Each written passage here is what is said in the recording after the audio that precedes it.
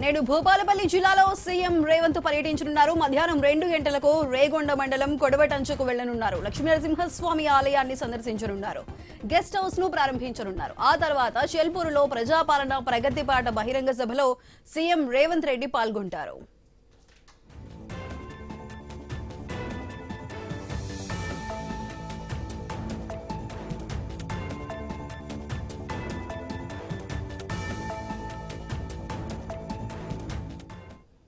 నేడు భూపాలపల్లి జిల్లాలో సీఎం రేవంత్ పర్యటించనున్నారు. మధ్యాహ్నం 2 గంటలకు రేగొండ మండలం కొడవటంచుకు వెళ్లనున్నారు.